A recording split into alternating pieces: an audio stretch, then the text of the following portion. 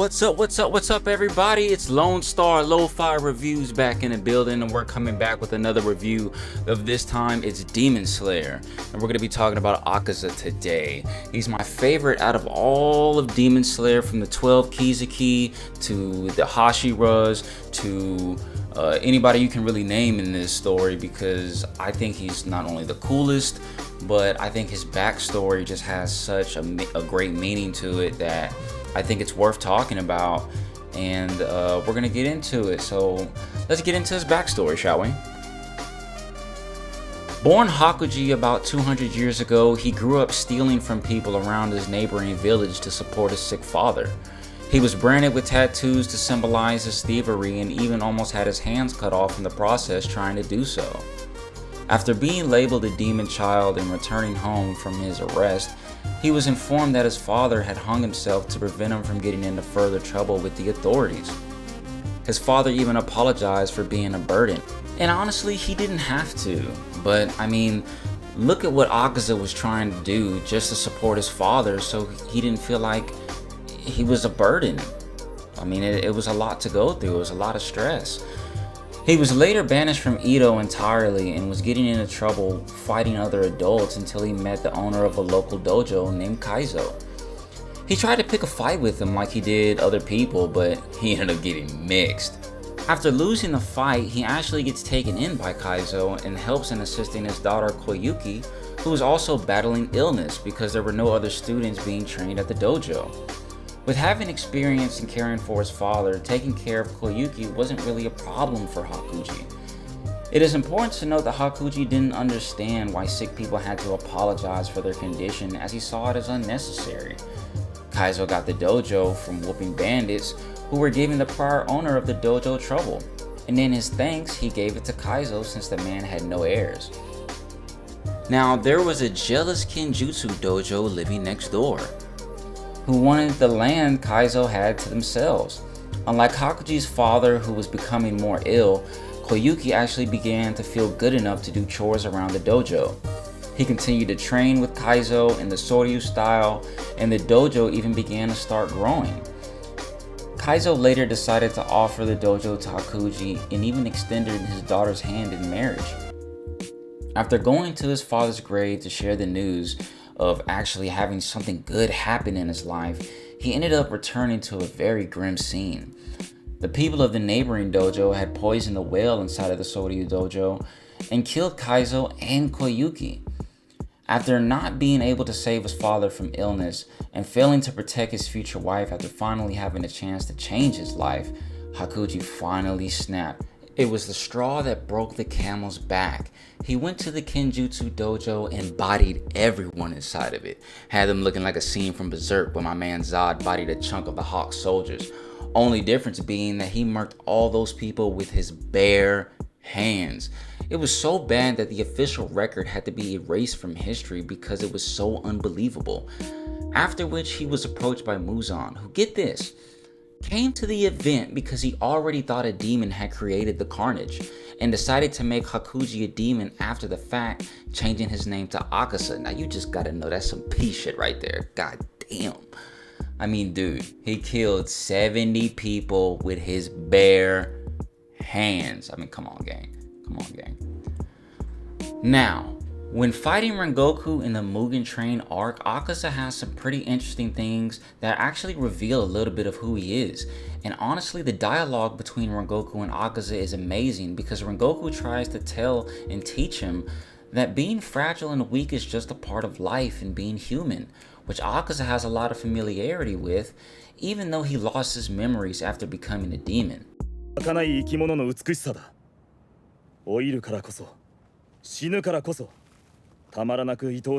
He was sent to kill Tanjiro, and he already believes him to be weak as soon as he lays his eyes on him.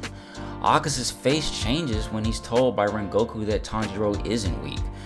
Akaza's belief system and hatred of weakness stems from the fact that he couldn't protect the people close to him who were weak. Mainly his father, but even the death of his sensei and bride-to-be.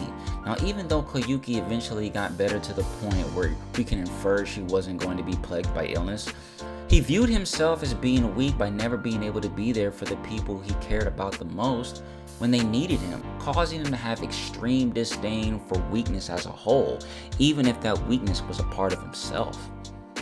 Now, I'm going to get into my personal feelings about Akaza, because I know, you might like Tanjiro, you might like Giyu, you might like Kokoshibo, you might like whoever, but I'm going to tell you why Akaza is my favorite. Now, personally, I believe his backstory is the most compelling. He grew up trying to take care of the people he loved, and was selfless in doing so. He gave everything he had from body and soul to try to make that happen. I respect him because he also didn't eat or kill women, which just shows how strong his willpower was, even after turning into a demon.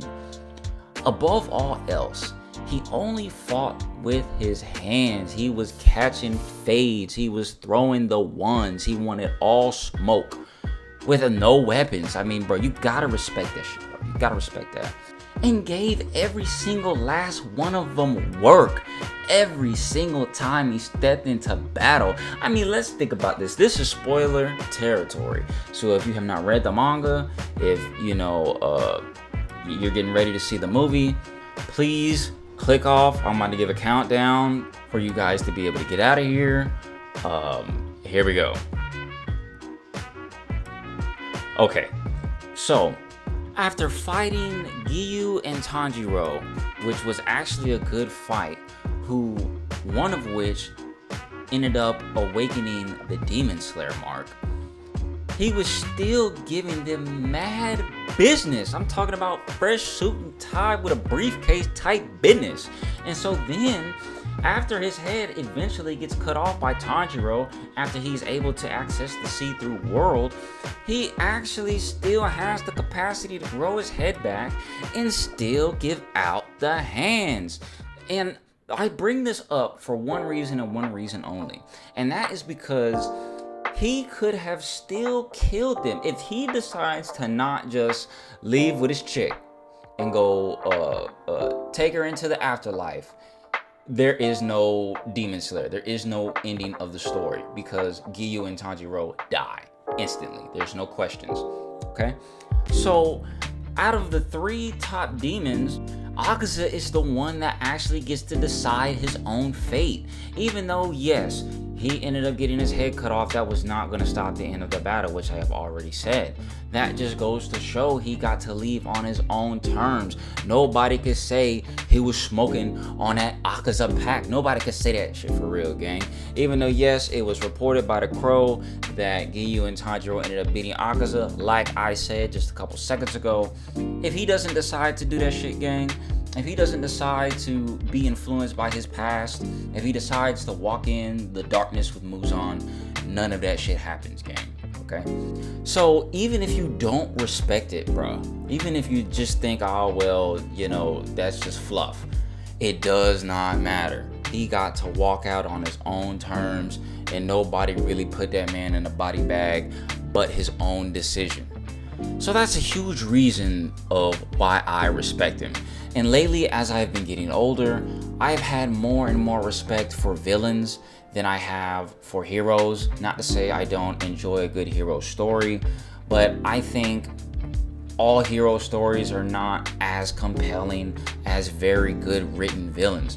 And I think out of all the Kizuki, whatever your preference is, I think Akaza's story has very good writing within it when it comes to this story as a whole. And let's get to the design, okay? We're talking about the tatted up bandit, alright?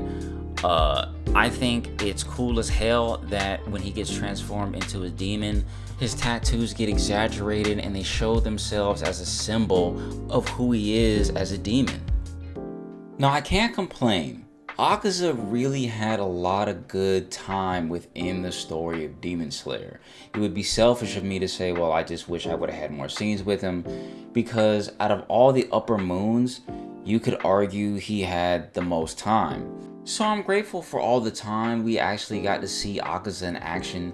I'm grateful for his story being more present and having such an impactful meaning, at least to me. That's why I'm making this video, to share why I think Akaza is my favorite and why I think he actually is the most compelling villain with inside of the story. So if you agree with me, drop a comment. Let's talk about it. I mean, I'm willing to either agree with you guys in the comments or argue with you in the comments.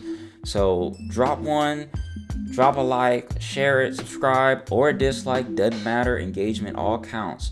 So let's have a conversation, man. This is Lone Star Lo-Fi Reviews. We're getting up out of here, gang. I'll see y'all on the next one.